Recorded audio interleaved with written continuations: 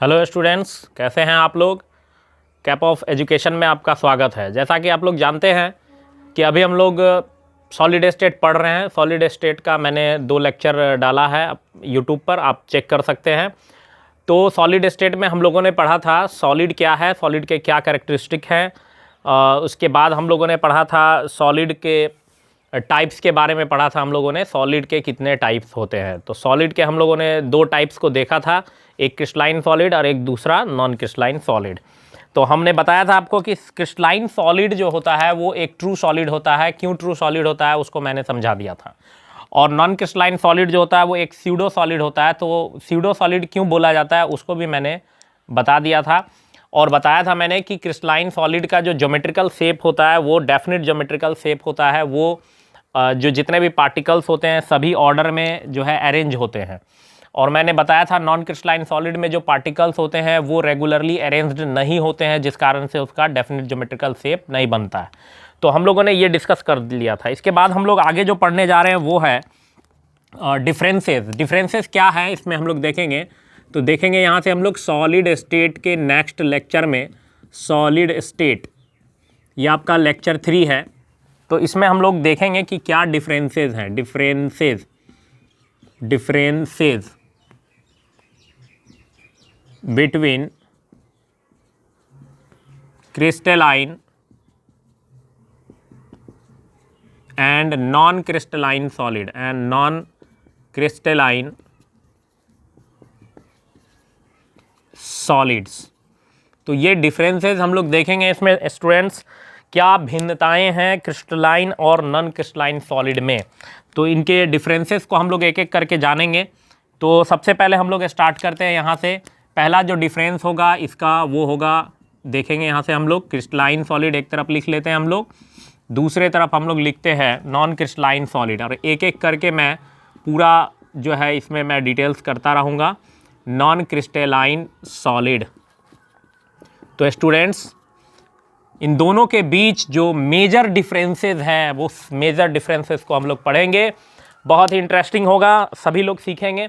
और जहाँ पर भी प्रॉब्लम होगा कमेंट सेक्शन में जा करके आप ज़रूर कमेंट करेंगे और बताएंगे जहाँ पर भी आपको समस्याएं होंगी। क्रिस्टलाइन सॉलिड असल में जो है, क्रिस्टलाइन सॉलिड को अगर हम लोग बात करें तो क्रिस्टलाइन सॉलिड का हम लोगों ने रेगुलर अरेंजमेंट देखा था और नॉन क्रिस्टलाइन सॉलिड का इरेगुलर अरेंजमेंट देखा था। तो सबसे पहला जो डिफरेंस होगा स्टूडेंट्स, वो डिफरेंस हम लोग लिख सकते हैं कि क्रिस्टलाइन सॉलिड जो होता है इसमें जो कंस्टिट्यूएंट पार्टिकल्स होते हैं, कंस्टिट्यूएंट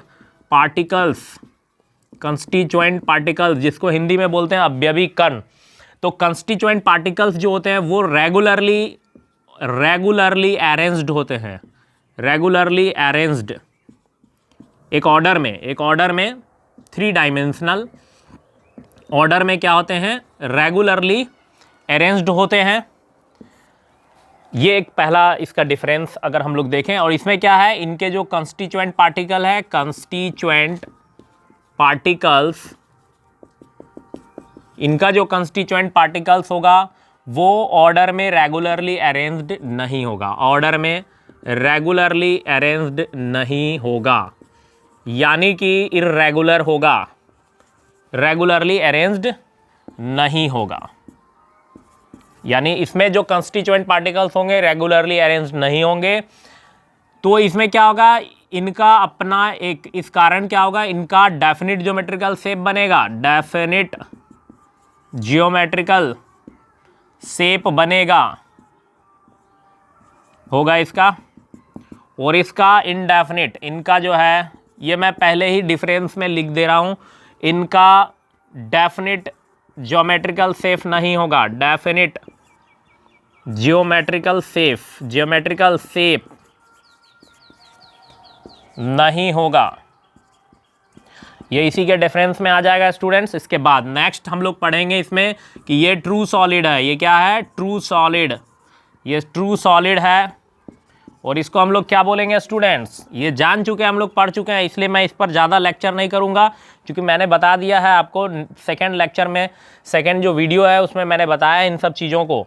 ये स्यूडो सॉलिड होगा, स्यूडो सॉलिड।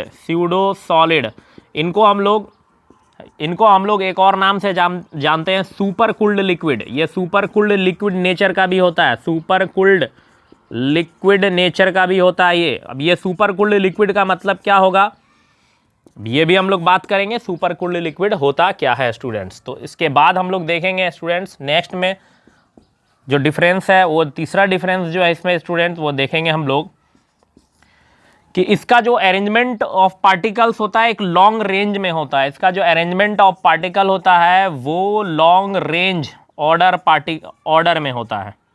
इसका जो अरेंजमेंट होता है लॉन्ग रेंज ऑर्डर, यानी कि अरेंजमेंट क्या होगा इसका, अरेंजमेंट लॉन्ग रेंज ऑर्डर में होता है। और इसका जो अरेंजमेंट होता है वो शॉर्ट रेंज ऑर्डर में होता है, शॉर्ट रेंज ऑर्डर। अब इसको मैं एक बार समझा दूंगा। शॉर्ट रेंज ऑर्डर में अरेंजमेंट होता है इनके पार्टिकल्स का अरेंजमेंट शॉर्ट रेंज में होता है और इनका लॉन्ग रेंज होता है। तो स्टूडेंट्स देखेंगे शॉर्ट रेंज और लॉन्ग रेंज क्यों बोला गया, इसका हम लोग कारण समझेंगे। जैसे देखो, अगर हम लोग पार्टिकल्स को इस तरह से हम लोग सजा दें हम लोग, तो जो भी पार्टिकल्स का रॉ बनेगा वो लॉन्ग रेंज होगा। जो भी रॉ बनेगा उसको गौर से देखो, एक लॉन्ग रेंज में इसका पार्टिकल्स जो है वो क्या है, अरेंज्ड है और एक लॉन्ग रेंज ऑर्डर बना रहा है। यहाँ से देख सकते हो लॉन्ग रेंज ऑर्डर बना रहा है, इसलिए इसको लॉन्ग रेंज ऑर्डर सॉलिड भी कहते हैं। इसका अरेंजमेंट कैसा होगा, इसके कंस्टिट्यूएंट पार्टिकल्स का अरेंजमेंट, तो इसके कंस्टिट्यूएंट पार्टिकल्स का अरेंजमेंट स्टूडेंट कैसा होगा, लॉन्ग रेंज में होगा। क्रिस्टलाइन सॉलिड का तो हम लोगों ने देख लिया कि जो अरेंजमेंट है उसका लॉन्ग रेंज में होगा।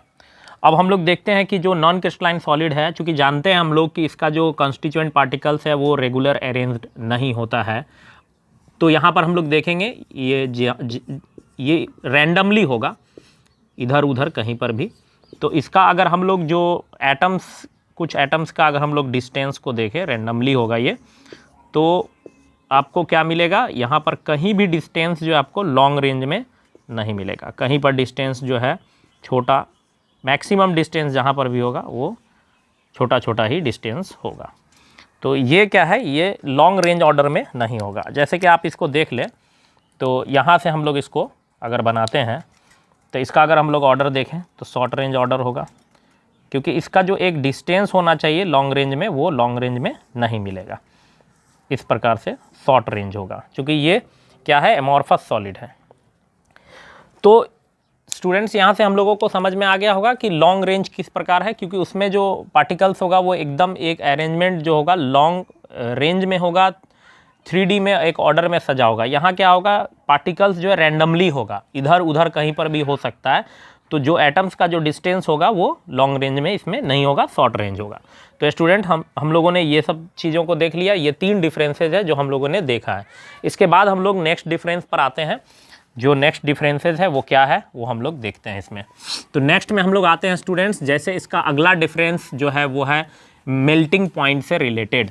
तो इस देखेंगे हम लोग इनमें किस क्रिस्टलाइन सॉलिड का किस सॉलिड का मेल्टिंग पॉइंट जो है वो डेफिनिट होगा, किसका मेल्टिंग पॉइंट जो है वो इनडेफिनिट होगा। तो आप समझ रहे होंगे किसका डेफिनिट होगा और किसका इनडेफिनिट होगा।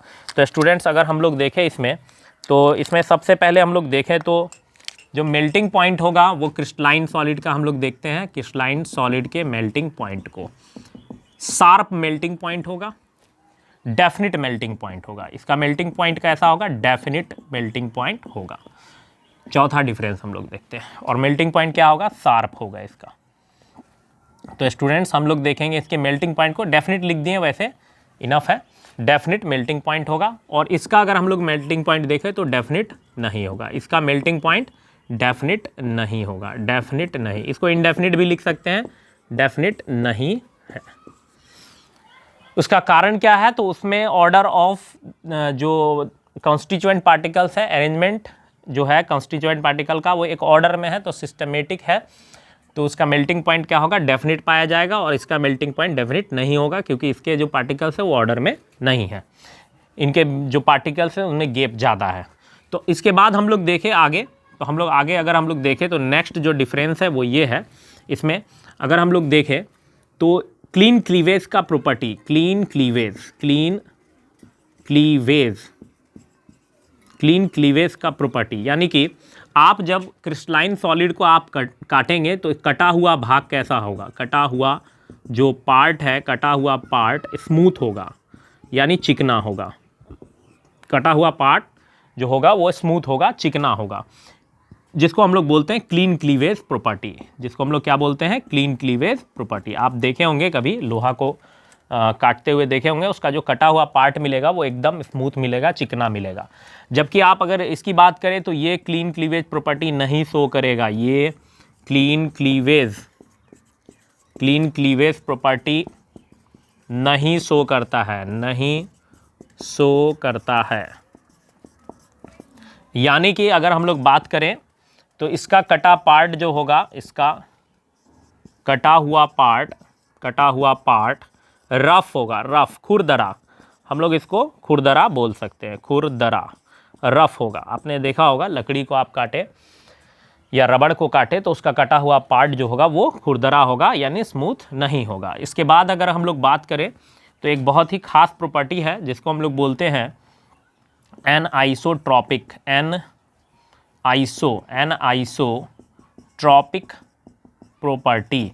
ये है क्या, इसको हम लोग समझेंगे। एनआइसोट्रॉपिक प्रॉपर्टी क्या है, इसको हम लोग बोलते हैं विषमदैशिक गुण।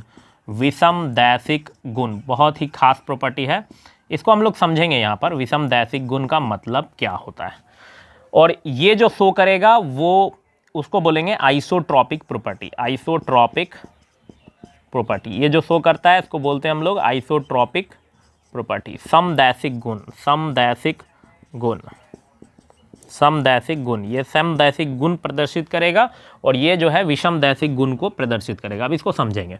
समदैशिक विषमदैशिक होता क्या, अगर हम लोग इसको देखें तो जैसे कि आप यहाँ देख रहे होंगे कि जो कंस्टिट्यूएंट पार्टिकल्स हैं इस तरह से अरेंज्ड हैं, तो इनको हम लोग देखें यहाँ पर से, अगर मान लिया जाए कि कोई पार्टिकल ए है, कोई बी है, फिर इसी तरह से ऑर्डर में ए बी ऐसे ले लें हम लोग, फिर यहाँ से हम लोग ले लें बी ए, ये मैं रफ कर रहा हूँ, इसको देख लेंगे बी ए, इस तरह से हम लोग ले लें पार्टिकल्स को।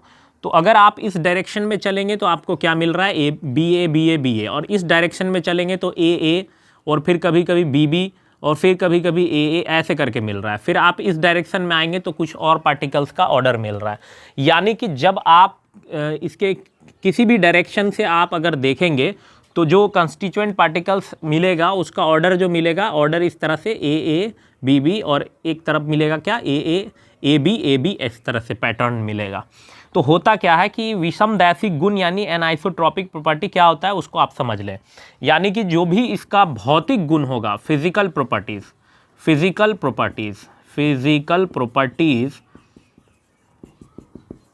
प्रॉपर्टीज डिफरेंट डायरेक्शन में डिफरेंट होगा। विषम मतलब हो गया डिफरेंट, विषम तो विषम दैशिक मतलब दिशा, यानी कि डिफरेंट डायरेक्शन में डिफरेंट प्रॉपर्टी को ही हम लोग एनाइसोट्रॉपिक प्रॉपर्टी कहते हैं। यानी कि जब आप जैसे फिजिकल प्रॉपर्टी, अगर आप कोई भी भौतिक गुण को अगर देखें, भौतिक गुण जैसे कि रिफ्रैक्टिव इंडेक्स,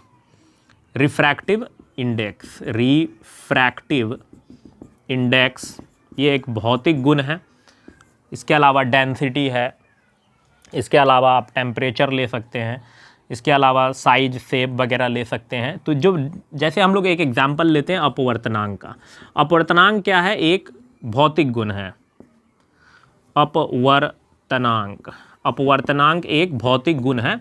जैसे आपने पढ़ा होगा फिजिक्स में कि पानी का अपवर्तनांक रिफ्रैक्टिव इंडेक्स, हवा का रिफ्रैक्टिव इंडेक्स, यानी ये क्या होता है रिफ्रैक्टिव इंडेक्स, आप फिजिक्स में और भी बढ़िया से पढ़ सकते हैं। जैसे कि आप होता क्या है, ये एक रेशियो होता है रिफ्रैक्टिव इंडेक्स, यानी कि जो सनलाइट है या लाइट है उसका किसी मतलब वैक्यूम में और उसका किसी अन्य माध्यम में जो उसका अनुपात होता है उसको रिफ्रैक्टिव इंडेक्स कहते हैं। इसका और भी आप डिटेल्स में आप पढ़ेंगे फिजिक्स के अंदर। तो एक प्रकार का रिफ्रैक्टिव इंडेक्स जो होता है वो एक फिजिकल प्रॉपर्टीज़ है। अगर हम लोग रिफ्रैक्टिव इंडेक्स को चेक करें तो डिफरेंट डायरेक्शन में डिफरेंस होगा। तो इसका मतलब हुआ कि अगर डिफरेंट डायरेक्शन में डिफरेंट प्रॉपर्टी शो करता है तो इसका मतलब है कि ये एनाइसोट्रॉपिक प्रॉपर्टी का होगा। और अगर हम लोग बात करें इसकी बात करें हम लोग, तो इसमें क्या होता है, अरेंजमेंट ऑफ पार्टिकल डिसऑर्डर होता है, यानी ऑर्डर में नहीं होगा, रैंडमली जहाँ तहाँ मतलब ये होगा, इस तरह से रैंडमली होगा। तो इसमें जो कंस्टिट्यूएंट पार्टिकल्स को आप देखें, जैसे आप ले लेंगे यहाँ पर, हो सकता है A B A B A B A B, अगर आप इसके ऑर्डर को ले लें, फिर आप इधर से भी ले लें तो हो सकता है ए बी ऐसे ऑर्डर आ जाए, या इसको हम लोग ऐसे भी ले लें तो हो सकता है कि इस तरह से ऑर्डर आ जाए इसका। मतलब कि डिफरेंट डायरेक्शन में क्या मिलेगा, हो सकता है कि पैटर्न एक जैसा मिले। तो एक जैसा अगर पैटर्न मिलता है तो पैटर्न मिलने के बाद क्या होता है, प्रॉपर्टी जो होगा, फिजिकल प्रॉपर्टीज, वो सारे डायरेक्शन में एक जैसा होगा। अगर फिजिकल प्रॉपर्टी सारे डायरेक्शन में एक जैसा होगा तो क्या इसको बोलेंगे हम लोग, समदैशिक गुण। यानी कि अगर भौतिक गुण हर डायरेक्शन में एक समान होगा, सारे डायरेक्शन में एक जैसा होगा, तो उसको हम लोग बोलेंगे आइसोट्रॉपिक प्रॉपर्टी। और अगर डिफरेंट डायरेक्शन में डिफरेंट फिजिकल प्रॉपर्टीज होता है तो उसको हम लोग बोलते हैं एन आइसोट्रॉपिक प्रॉपर्टी। तो स्टूडेंट्स, मैं आशा करता हूं कि आप लोगों को ये वीडियो, ये सारा कुछ समझ में आया होगा। अगर आपको दिक्कत होता है कमेंट सेक्शन में आप लिखेंगे, और भी इन सब चीज़ों पर हम लोग विस्तार पूर्वक चर्चा करेंगे। बहुत सारी चीज़ों को हम लोग सीखेंगे, बहुत सारी चीज़ें हैं केमिस्ट्री के अंदर। चूँकि कुछ टेक्निकल प्रॉब्लम्स हो रहे हैं जिस कारण से डेली वीडियो नहीं बन पा रहा है, कुछ थोड़ा सा जो है कुछ चीज़ों की और ज़रूरत है, रिसोर्सेज की कमी है, लेकिन हम लोग अपडेट कर रहे हैं, धीरे धीरे हम लोग उस सारे रिसोर्स को अपडेट कर रहे हैं। आपको कंटिन्यू वीडियो मिलेगा। और स्टूडेंट्स, मैं बता दूं आपको कि कैप ऑफ एजुकेशन आपको जो है फ्री वीडियो आपको देता रहेगा, और बहुत सारे और भी कोर्सेज़ हैं जो हम लोग चालू करने जा रहे हैं। और हमारे साथ बने रहिए, फिर हम लोग बात करेंगे आगे क्रिस्टलाइन नॉन क्रिस्टलाइन सॉलिड के बाद हम लोग आगे बात करेंगे टाइप्स ऑफ क्रिस्टलाइन सॉलिड। इसमें एक और सॉलिड है पॉली क्रिस्टलाइन सॉलिड, जिसका हम लोग चर्चा आगे के वीडियो में भी करेंगे। मे बी अभी हम लोग इसको हम लोग देख लिए, अब हम लोग नेक्स्ट वीडियो में हम लोग पॉली क्रिस्टलाइन सॉलिड, फिर टाइप्स ऑफ क्रिस्टलाइन सॉलिड, इन सब चीज़ों का चर्चा करेंगे।